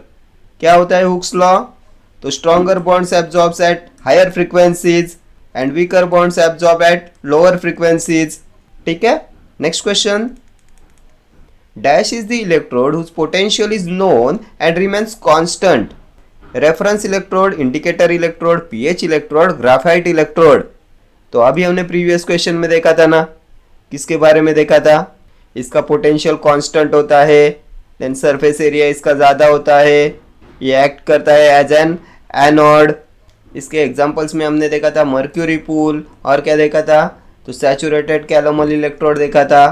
क्या होते हैं ये, तो रेफरेंस इलेक्ट्रोड्स होते हैं ना। Option A will be your correct answer. Reference electrode is the electrode whose potential is known and remains constant. ठीक है, next question, type of bending vibrations are rocking, wagging, twisting, all of the above. Type of bending vibrations, तो ये बहुत बार अभी हमने discuss किया। Bending vibration में हमने देखा in plane and out plane. Out plane में हमने देखा वैगिंग, ट्विस्टिंग, इन प्लेन में देखा सीजरिंग एंड रॉकिंग। तो रॉकिंग, वैगिंग, ट्विस्टिंग ये सभी आते हैं बेंडिंग वाइब्रेशंस में। Option D will be your correct answer. ये वाइब्रेशंस आपकी एग्जामिनेशन पॉइंट ऑफ व्यू से मोस्ट इंपॉर्टेंट है, हर एग्जाम में क्वेश्चन आता है इन पे। ठीक है, next question, which of the following is a mixture of carbon monoxide and hydrogen. इनमें से कौन सा है mixture of carbon monoxide and hydrogen. Coal gas, producer gas, water gas, gobar gas. Mixture of carbon monoxide and hydrogen, तो ये water gas होता है ना। Option C will be your correct answer. Water gas होता है carbon monoxide and hydrogen. Gobar gas क्या है, तो इससे मीथेन गैस प्रोड्यूस होता है ना, गोबर गैस से। प्रोड्यूसर गैस क्या है, तो ये होता है mixture of carbon dioxide, then carbon monoxide and hydrogen and nitrogen. ठीक है, next question, the element common to all acids is. Acids में कौन सा एलिमेंट इनमें से कॉमन होता है, ऑक्सीजन, हाइड्रोजन, नाइट्रोजन और सल्फर। तो hydrochloric acid HCl, sulphuric acid H2SO4, कौन सा एलिमेंट कॉमन है, तो हाइड्रोजन है ना। Option B will be your correct answer. Hydrogen common होता है एसिड्स में, एंड इसलिए एसिड्स को प्रोटॉन डोनर्स बोला जाता है ना, because hydrogen ion proton donor होता है। Next question, liquefied petroleum gas LPG is mostly a mixture of which of the following two carbon compounds, methane and ethane, ethane and propane, propane and butane, methane and propane। किसका mixture होता है LPG gas, liquefied petroleum gas. बहुत बार exam में पूछा हुआ एक question है। तो ये मिक्सचर होता है प्रोपेन एंड ब्यूटेन का, एंड प्रोपेन एंड ब्यूटेन में से सबसे ज़्यादा होता है ब्यूटेन, देन आता है प्रोपेन। ठीक है, कौन से ऑप्शन में है, तो propane and butane, option C. Next question, what is the common name of calcium sulphate hemihydrate, bleaching powder, slaked lime, plaster of Paris, detergent. Calcium sulphate hemihydrate क्या होता है, तो calcium sulphate hemihydrate half H2O क्या होता है ये, तो ये प्लास्टर ऑफ पेरिस होता है ना। Option C will be your correct answer. Calcium sulphate hemihydrate, plaster of Paris. And और एक देखा था हमने इसमें कैल्शियम सल्फेट डाइहाइड्रेट, ये क्या होता है, तो ये जिप्सम होता है ना, जिप्सम होता है calcium sulphate dihydrate, and hemihydrate होता है प्लास्टर ऑफ पेरिस। ये दोनों अभी तक के पूछे हुए क्वेश्चन से। ठीक है, एंड ये जो प्लास्टर ऑफ पेरिस होता है ये बनता है इस जिप्सम से। ये जो कैल्शियम सल्फेट डाइहाइड्रेट है जिप्सम है, इसको अगर हम गर्म कर देते हैं तो बनता है calcium sulphate hemihydrate, plaster of Paris. ये स्लेक्ट लाइम क्या होता है, तो कैल्शियम हाइड्रोक्साइड होता है ना, slaked lime calcium hydroxide. Then bleaching powder, तो ये कैल्शियम हाइपोक्लोराइट होता है ना, bleaching powder calcium hypochlorite. Next question देखते हैं, which of the following is also known as wood alcohol, methanol, ethanol, propanol, butanol. क्या है वुड अल्कोहल, तो वुड अल्कोहल मिथेनॉल होता है ना, ऑप्शन है। ये वुड अल्कोहल का क्वेश्चन भी बहुत बार एग्जाम में रिपीट होता है, मिथेनॉल होता है वुड अल्कोहल। इथेनॉल क्या है, तो इसे बोलते हैं ग्रेन अल्कोहल, ग्रेन अल्कोहल होता है इथेनॉल। और क्या बोलते हैं इसे, तो इसे बोलते हैं spirit of wine, spirit of wine होता है इथेनॉल। वाइन की प्रोडक्शन में इसका यूज करते हैं, इसलिए इसे बोलते हैं spirit of wine. Next question, ethylene is A dash molecule, polar, ionic, covalent, non polar. क्या होता है इथिलीन, तो इथिलीन होता है कोवैलेंट, कोवैलेंट बॉन्ड प्रेजेंट होता है ना इथिलीन में। Option C will be your correct answer. Ethylene is a covalent molecule. Polar bond किस में होता है, तो H2O वाटर में होता है। आयोनिक बॉन्ड सॉल्ट्स में होता है, NaCl में होता है ionic bond. Next question, Alkali metals can be highly unstable at room temperature, vaporize at room temperature, easily gain electrons, easily lose electrons. Alkali metals क्या कर सकते हैं? तो ये लूज कर सकते हैं ना electrons easily. Option D will be your correct answer. Alkali metals can easily lose electrons. Next question देखते हैं. Which of these non metals is commonly used as a general anaesthetic? ये आरआरबी का पूछा हुआ क्वेश्चन है. इनमें से कौन सा नॉन मेटल जनरल एनास्थेटिक होता है? Helium, tellurium, xenon, fluorine. General anaesthetic तो जेनॉन होता है ना आपका general anaesthetic. Option C. Xenon is commonly used as a general anaesthetic. क्या होता है ये? तो ये नोबल गैस में आता है ना, इनर्ट गैस में आता है. ठीक है. और क्या पूछते हैं जेनॉन पे? तो which is the stranger gas? कौन सा होता है स्ट्रेंजर गैस? ये भी हमने प्रीवियस वीडियो में डिस्कस किया था. जेनॉन के बारे में देखा था ना हमने. जेनॉन होता है स्ट्रेंजर गैस. क्यों बोलते हैं इसे स्ट्रेंजर गैस? तो ये जो ग्रुप 18 में इनर्ट गैसेस आते हैं, इनमें से जो जेनॉन है ये कभी कभी रिएक्ट करके कंपाउंड बनाता है. इसका स्ट्रेंज बिहेवियर होता है, इसलिए इसे स्ट्रेंजर गैस बोला जाता है. देन ये जो जेनॉन वर्ड आया है, इसका ग्रीक मीनिंग होता है स्ट्रेंज, इसलिए भी इसे स्ट्रेंजर गैस बोला जाता है. नोबल गैसेस में, इनर्ट गैसेस में और क्या आता है? तो हीलियम आता है, नियॉन आता है, then xenon, argon, krypton, radon. ये है इनर्ट गैसेस, नोबल गैसेस. ये आते हैं ग्रुप 18 में. देन जेनॉन पे और एक क्वेश्चन पूछा जाता है. जेनॉन किसके साथ कंपाउंड बनाता है? तो ये सिर्फ फ्लोरीन एंड ऑक्सीजन के साथ में ही कंपाउंड्स बनाता है. ये भी एक बार पूछा हुआ क्वेश्चन है. फ्लोरीन एंड ऑक्सीजन के साथ जेनॉन कंपाउंड बनाता है. फ्लोरीन के साथ ये बनाता है जेनॉन डाइफ्लोराइड, एंड ऑक्सीजन के साथ ये बनाता है जेनॉन ऑक्साइड. ठीक है. फ्लोरीन के बारे में हमने क्या देखा था? किसमें आता है फ्लोरीन? तो फ्लोरीन, क्लोरीन, ब्रोमीन, आयोडीन, एस्टेटिन, ये ग्रुप 17 में आते हैं ना. हेलोजन ग्रुप होता है ग्रुप 17. ये हेलोजेंस होते हैं. प्रीवियस वीडियो में हमने देखा था ना, fluorine is the most reactive element. Most reactive होता है fluorine. It has high chemical activity. क्यों होती है इसकी हाई केमिकल एक्टिविटी? बिकॉज इसका स्मॉलेस्ट एटॉमिक साइज होता है. It has great nuclear attraction on electrons, इसलिए ये हाईली रिएक्टिव होता है. ठीक है. नेक्स्ट क्वेश्चन देखते हैं. Atomic number of an atom gives the number of which of the following? Electrons, protons, neutrons, positrons. Atomic number of an atom gives the number of which of the following. क्या होता है atomic number? तो atomic number is equal to the number of protons. Option B will be your correct answer. Protons in the nucleus of an atom is equal to the atomic number. ठीक है. Proton का number ही होता है आपका atomic number. हमने देखा था ना क्लोरीन कैसे लिखते हैं हम. तो यहाँ पे नीचे 17 ये एटॉमिक नंबर होता है. यहाँ ऊपर 35 ये आपका मास नंबर होता है क्लोरीन का. क्लोरीन का मास नंबर होता है 35, एटॉमिक नंबर होता है 17. मीन्स इसमें 17 प्रोटॉन्स प्रेजेंट होते हैं. देन मास नंबर क्या होता है? तो mass number is equal to proton plus neutrons. Mass number कितना है? तो 35. प्रोटॉन्स कितने हैं? 17. तो इसमें न्यूट्रॉन्स कितने हो गए? तो न्यूट्रॉन्स इज इक्वल टू 18. ठीक है. Next question. To neutralise the effect of formic acid injected by ant bite, which among the following can be used? चींटियों के बाइट से जो फॉर्मिक एसिड बॉडी में रिलीज होता है, उसके इफेक्ट को न्यूट्रलाइज कैसे करते हैं? किसका यूज करते हैं उसके लिए? Calcium carbonate, potassium carbonate, sodium carbonate, sodium bicarbonate. तो ये फॉर्मिक एसिड क्या होता है? HCOOH formic acid. इसको न्यूट्रलाइज करना है तो बेस का यूज करना होगा. बेसेस कौन से होते हैं? तो NaOH कॉस्टिक सोडा होता है, सोडियम हाइड्रोक्साइड होता है. देन NaHCO3 सोडियम बाइकार्बोनेट होता है. ये बेस होते हैं. इन्हीं का यूज़ करेंगे to neutralise the effect of formic acid. Options में क्या है? तो calcium carbonate, potassium carbonate, sodium bicarbonate है. Option D will be your correct answer.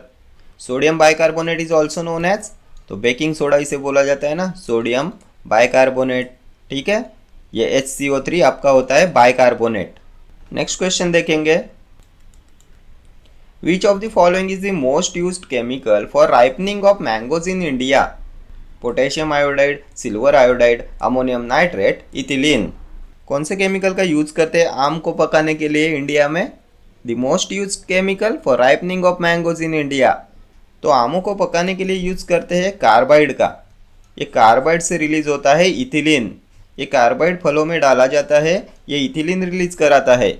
So ethylene हो जाएगा आपका correct answer, option D. Ethylene gas का यूज करते हैं फॉर राइपनिंग ऑफ मैंगोज। कभी कभी आपको ऑप्शंस में कार्बाइड भी मिलेगा, ठीक है। Next question, when electricity is passed through an aqueous saline solution of sodium chloride, it decomposes into which of the following? अगर हम इलेक्ट्रिसिटी पास कर देते हैं aqueous solution of sodium chloride में से, तो ये किस में डिकम्पोज हो जाता है? तो NaCl प्लस H2O, NaOH बनता है, देन हाइड्रोजन बनेगा और क्या बनेगा? तो क्लोराइड बनेगा। कौन से ऑप्शन में है? तो ऑप्शन ए में है। Option A will be your correct answer. Next question पे चलेंगे। Which one of the following non-metal shows allotropy in the liquid state? Carbon, sulfur, phosphorus, bromine. Allotropy in the liquid state. तो allotropy show कराता है liquid state में sulphur, option B. Sulphur से different molecules बनाए जा सकते हैं ना, ये शो कराता है allotropy. Next question, on providing heat the decomposition of calcium carbonate into calcium oxide and carbon dioxide is an example of dash. Electrolytic decomposition reaction, thermal decomposition reaction, exothermic reaction, light decomposition reaction. On providing heat, the decomposition of calcium carbonate into calcium oxide and carbon dioxide. तो heat provide कर रहे हैं तो ये thermal decomposition reaction होगा ना, option B will be your correct answer. Heat है तो थर्मल आ जाएगा। Next question, which of the following is an ore of aluminium? Galena, cryolite, Epsom salt, cinnabar. Ore of aluminium, तो देखो aluminium का एक ओर तो होता है बॉक्साइट, ये बॉक्साइट होता है ओर ऑफ एल्यूमिनियम। बॉक्साइट क्या है? तो Al2O3 बॉक्साइट होता है। दूसरा और क्या होता है एल्यूमिनियम का? तो क्रायोलाइट होता है, क्रायोलाइट, ठीक है। कौन से ऑप्शन में है? तो option B, Na3Al(F6) cryolite. Cryolite and bauxite ये दोनों आपको ऑप्शंस में मिलेंगे, ठीक है। ये गैलेना क्या होता है? तो लेड सल्फाइड होता है ना galena. Galena is an ore of lead, ठीक है। गैलेना पे भी बहुत बार एग्जाम में क्वेश्चन पूछे जाते हैं। देन इप्सम सॉल्ट क्या है? तो मैग्नीशियम सल्फेट होता है ना आपका इप्सम सॉल्ट। देन सिनेबार, तो ओर ऑफ मर्क्यूरी होता है सिनेबार, मर्क्यूरी सल्फाइड होता है ना सिनेबार। ये सभी अभी तक के पूछे हुए क्वेश्चन से, galena, cryolite, Epsom salt, cinnabar, ठीक है। ये क्रायोलाइट होता है सोडियम एल्यूमिनियम फ्लोराइड, Na3Al(F6), ठीक है। Next question, what amount of argon is present in earth's atmosphere? कितना आर्गॉन प्रेजेंट होता है अर्थ के एटमॉस्फेयर में? तो सबसे ज़्यादा क्या प्रेजेंट होता है? तो नाइट्रोजन प्रेजेंट होता है ना, कितना होता है? 78% होता है। देन सेकेंड नंबर पे आता है ऑक्सीजन, 21% होता है। एंड थर्ड नंबर पे होता है आपका आर्गॉन, ये होता है 0.91%। देन फोर्थ नंबर पे होता है कार्बन डाइऑक्साइड, कितना है? 0.04%, ठीक है। ऑप्शंस में क्या है? तो 12, 1.9, option C will be your correct answer. Earth के एटमॉस्फेयर में आर्गॉन प्रेजेंट होता है 0.91%। Next question, which of the following has the low density and boiling point and reacts intensely with cold water? इनमें से किसका होता है low density and low boiling point and ये रिएक्ट करता है इंटेंसली विथ कोल्ड वाटर? क्या होगा? कॉपर, सोडियम, गोल्ड और iron. Low density and boiling point and react intensely with cold water. तो कोल्ड वाटर के साथ हाईली रिएक्टिव होता है आपका sodium, option B. Next question पे चलेंगे। When sodium sulphate solution is mixed with barium chloride solution, क्या होता है? There is no reaction, sulphur dioxide is formed, barium chloride is formed, barium sulphate is formed. क्या होता है when sodium sulfate solution is mixed with barium chloride solution? तो sodium sulphate when react with barium chloride then क्या होगा? Barium sulphate होगा ना, और क्या होगा? NaCl, क्या फॉर्म होगा? Barium sulphate, option D will be your correct answer. Next question. Which is the highest quality of hard coal? Anthracite, bituminous, lignite, peat. Highest quality of hard coal.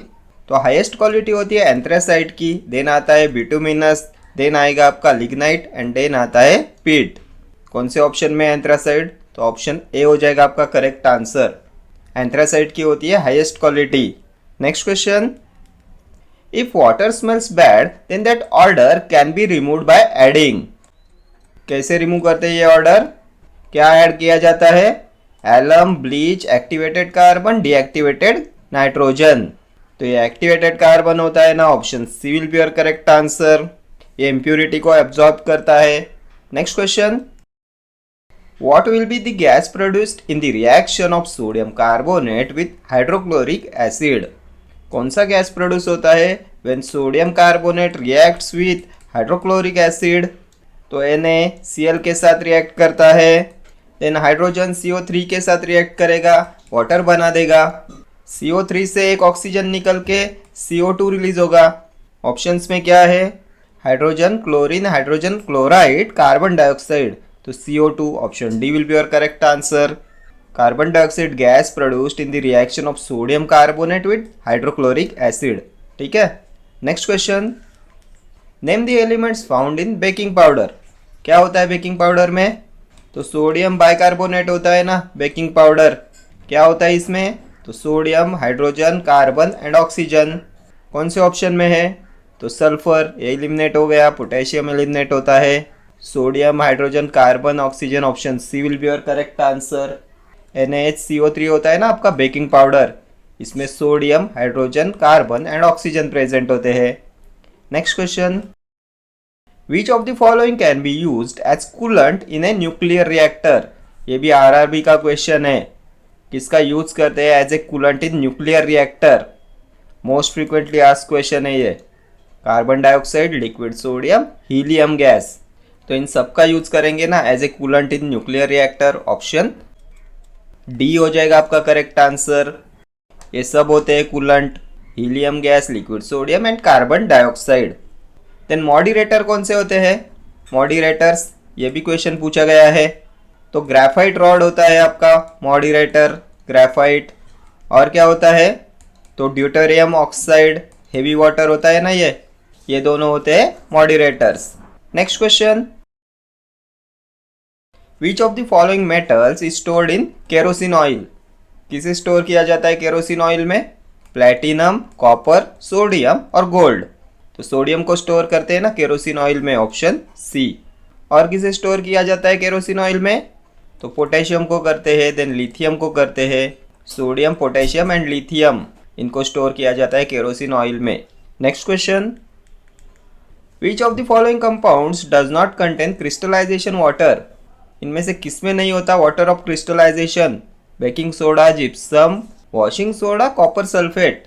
तो आपके baking soda में नहीं होता ना crystallization water. Option A will be your correct answer. Next question. What is the product formed when sodium bicarbonate is heated strongly?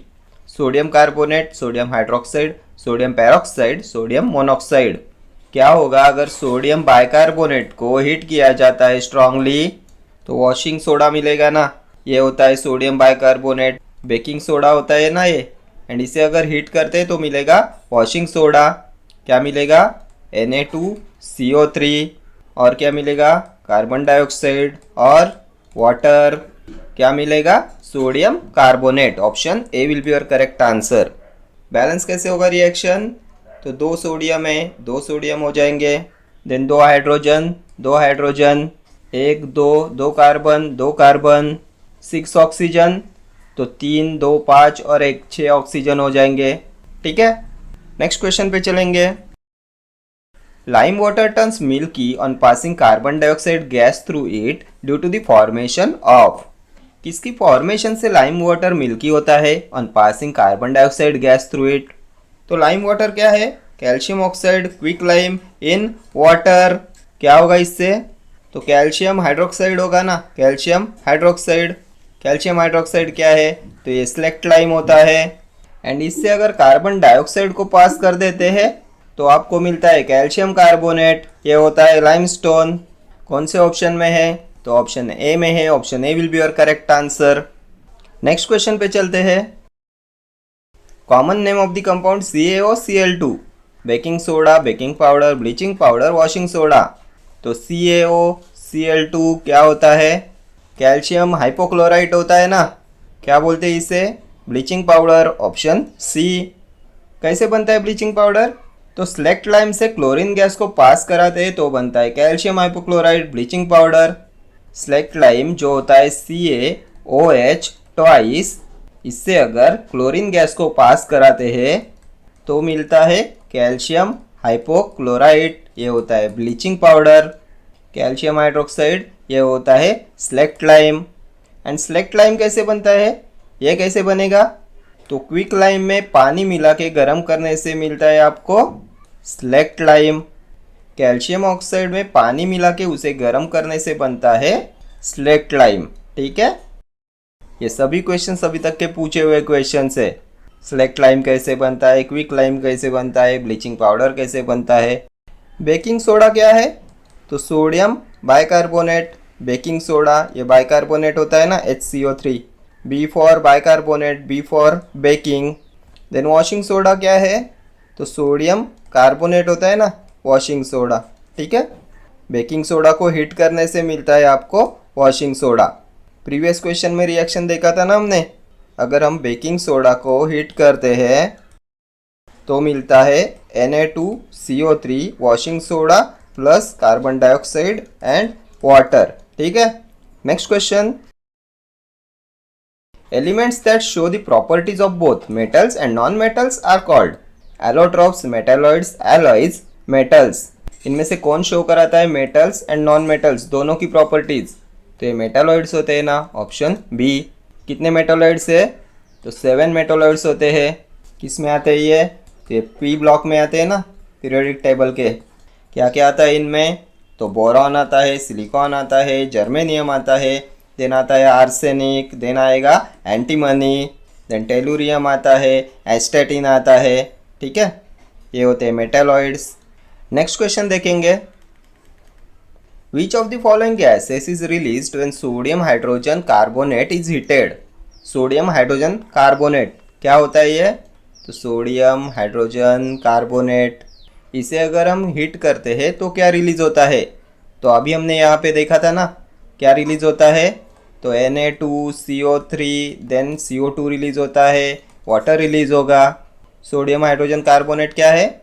तो sodium bicarbonate है ना, ये बेकिंग सोडा होता है। इसे अगर हम हीट करते हैं तो मिलेगा washing soda.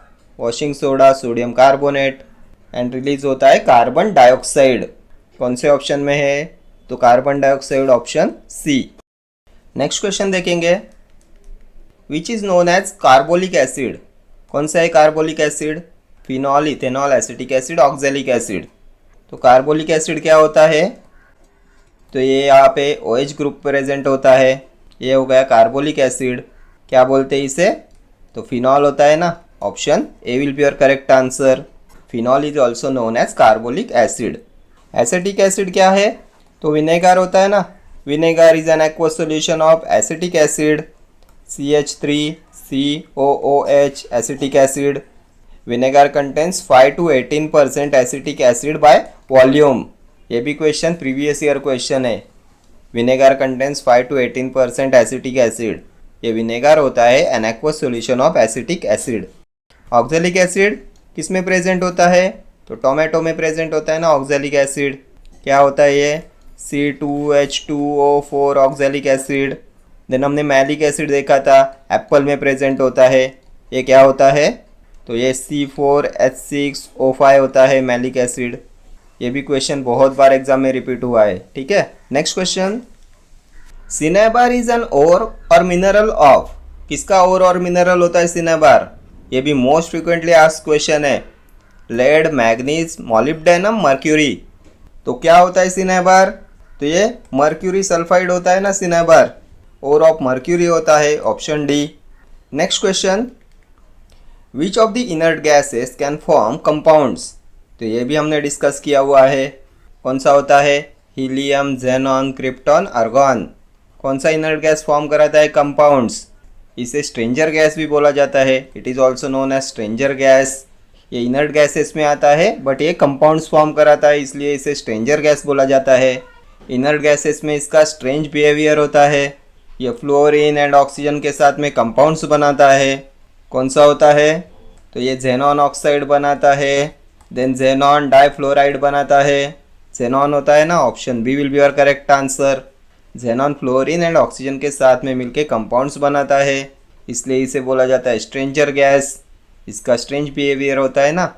Next question, which compound of calcium and magnesium makes the hardness of water permanent? Chlorides, nitrates, carbonates, all of the above. Calcium and magnesium के कौन से कंपाउंड्स वाटर के हार्डनेस को परमानेंट बनाते हैं? तो calcium chloride, then magnesium chloride, then calcium nitrate and magnesium nitrate, calcium carbonate, magnesium carbonate. तो carbonates, nitrates, chlorides ये सब होंगे। Option D will be your correct answer. This all make the hardness of water permanent. ठीक है, पानी में अगर calcium and magnesium के सॉल्ट्स ऐड होते हैं तो हार्डनेस होता है ना। नेक्स्ट क्वेश्चन देखते हैं। The milkman adds a little bit of baking soda to the fresh milk. क्यों मिल्कमैन ऐड करता है baking soda to fresh milk? To prevent acidification of milk, to improve the taste of milk, to increase cream in milk, to improve the consistency of milk. Milkman adds a little bit of baking soda to the fresh milk. तो ये milk को acidification से prevent करने के लिए use करते हैं baking soda. To prevent acidification of milk, option A will be your correct answer. Next question, what would be the molecular formula of calcium phosphate? क्या होता है कैल्शियम फॉस्फेट? तो फॉर्मूला कैसे निकालते हैं? तो कैल्शियम की वैलेंसी कितनी है? तो कैल्शियम की वैलेंसी 2 होती है, फॉस्फेट की PO4-3, एंड फार्मूला में इन दोनों के वैलेंसी को क्रॉस मल्टीप्लाई करते हैं। कैल्शियम के नीचे 3 आएगा, फॉस्फेट के नीचे 2 आएगा। Ca3PO4 ट्वाइस कौन से ऑप्शन में है? तो ऑप्शन ए में है। Option A will be your correct answer. Calcium की वैलेंसी 2 होती है, फॉस्फेट की 3 होती है, एंड फार्मूला में इन दोनों की वैलेंसी क्रॉस मल्टीप्लाई होती है। नेक्स्ट क्वेश्चन देखेंगे। Limestone is a raw material used by which industry? Aluminium, fertilisers, cement, petrochemicals. कौन सी इंडस्ट्री में यूज करते हैं लाइमस्टोन का एज ए रॉ मटेरियल? तो सीमेंट इंडस्ट्री में करते हैं ना, ऑप्शन सी। देन और किस में यूज करते हैं लाइमस्टोन का? तो प्लास्टर ऑफ पेरिस को बनाने के लिए भी इसका यूज करते हैं। Next question, name the metal that can be easily cut with a knife. ये भी question most frequently asked question है। मेटल जिसे इजीली कट किया जा सकता है विथ ए नाइफ। तो ये मेटल्स होते हैं सोडियम, पोटेशियम एंड लिथियम। इनको कट किया जा सकता है विथ ए नाइफ। क्या दिया है ऑप्शंस में? तो सोडियम है, option A will be your correct answer. Sodium, potassium and lithium can be easily cut with a knife. Next question, the process of forming a thick oxide layer of aluminium oxide on the surface of aluminium so as to protect it from corrosion is called roasting, anodising, calcination, galvanising. कौन से process में होता है ये? Aluminium oxide की thick layer बन जाती है on the surface of aluminium, किस लिए? To protect it from corrosion. तो ये एनोडाइजिंग होता है ना, option B will be your correct answer. इसे गैल्वेनाइजिंग नहीं बोलते। गैल्वेनाइजेशन क्या होता है? तो आयरन और स्टील को करोशन से प्रोटेक्ट करने के लिए यूज करते हैं जिंक कोटिंग का, ये होता है गैल्वेनाइजिंग। आयरन और स्टील आएगा तो गैल्वेनाइजिंग, एल्यूमिनियम के लिए anodising. Next question, name the gas used in preparation of bleaching powder. Oxygen, hydrogen, nitrogen, chlorine. कौन से गैस का यूज करते हैं in the preparation of bleaching powder? तो क्या देखा था हमने, कैसे बनता है ब्लीचिंग पाउडर? तो जो स्लेक्ट लाइम होता है, स्लेक्ट लाइम से क्लोरीन गैस को पास कराते हैं तो बनता है कैल्शियम हाइपोक्लोराइट, ये होता है ब्लीचिंग पाउडर। स्लेक्ट लाइम क्या होता है?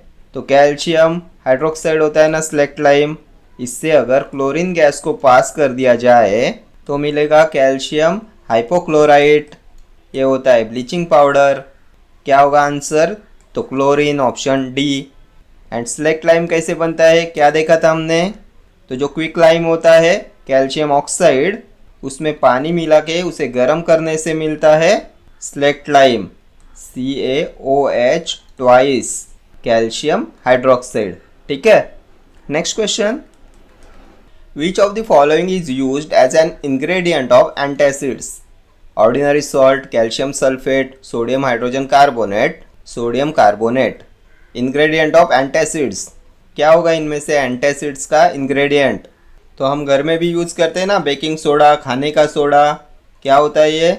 Sodium bicarbonate, sodium hydrogen carbonate. कौन से ऑप्शन में है? तो sodium hydrogen carbonate, option C. ये बेकिंग सोडा होता है ना, इसका यूज़ करते हैं as an ingredient of antacids. इसे बनाने के लिए किसका यूज़ करते हैं? तो sodium chloride and sodium hydroxide. Sodium hydroxide क्या है? Caustic soda. इनकी रिक्वायरमेंट होती है। ठीक है। Next question, what is formed when zinc reacts with sodium hydroxide? क्या मिलेगा अगर जिंक रिएक्ट करेगा with sodium hydroxide? Sodium hydroxide क्या है? यहाँ पे देखा, कॉस्टिक सोडा होता है, सोडियम हाइड्रोक्साइड। इसके साथ अगर जिंक रिएक्ट करता है तो क्या मिलेगा? तो NaZnO twice and hydrogen gas release होती है। क्या होता है ये? तो ये होता है सोडियम जिंकेट, NaZnO2। कौन से ऑप्शन में है sodium zincate and hydrogen gas? तो zinc oxide and sodium, sodium zincate and hydrogen gas, option B will be your correct answer. Next question, dash atoms are present in sodium carbonate molecule? कितने atoms present होते हैं sodium carbonate में? तो sodium carbonate क्या है? Na2CO3। तो sodium 2, carbon 1, oxygen 3, कितने हो गए? तो 6, option A will be your correct answer. Atoms पूछा गया है। ठीक है। Next question, which method will be employed to test the hardness of water? Boiling, distillation, formation of lather with soap, none of these. कौन सी method का use करेंगे to test hardness of water? तो हम घर में भी करते हैं ना, हार्डनेस ऑफ वाटर कैसे चेक करते हैं? तो झाग बना के देखते हैं।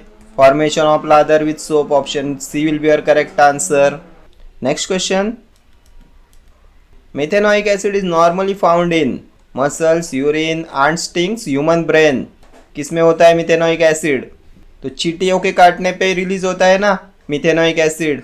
हमने मिथेनोइक एसिड नहीं देखा था, हमने फॉर्मिक एसिड देखा था। And formic acid is also known as methanoic acid. यही मिथेनोइक एसिड होता है, HCOOH होता है ना, फॉर्मिक एसिड, मिथेनोइक एसिड। कौन से ऑप्शन में है? तो option C will be your correct answer. Next question, weak acid and strong base forms. क्या फॉर्म होता है weak acid and strong base से? Acidic salt, basic salt, neutral salt, none of these. तो जो strong होता है वही consider करते हैं, तो बेसिक सॉल्ट फॉर्म होता है, option B. Next question, name the sodium compound which is used to permanently remove the hardness of water. किसका यूज करेंगे to permanently remove the hardness of water? तो हार्डनेस ऑफ वाटर के बारे में क्या देखा था, किससे होता है ये? तो कैल्शियम एंड मैग्नीशियम सॉल्ट से होता है ना hardness of water. Calcium carbonate, magnesium carbonate, calcium nitrate, magnesium nitrate, then calcium chloride, magnesium chloride. ये जब वाटर में ऐड होते हैं तो होता है हार्डनेस ऑफ वाटर। रिमूव कैसे कराएंगे? तो सोडियम कार्बोनेट का यूज करते हैं to remove the hardness of water, option D will be your correct answer. क्या होता है sodium carbonate? Na2CO3। Next question, which of the following metals does not react with cold और hot water? Sodium, potassium, calcium, aluminium. Cold और hot water से react नहीं करते, तो aluminium react नहीं करता, option D. Next question, which one of the given is an organic acid? कौन सा ऑर्गेनिक एसिड है? तो ऑर्गेनिक एसिड में क्या देखा था हमने?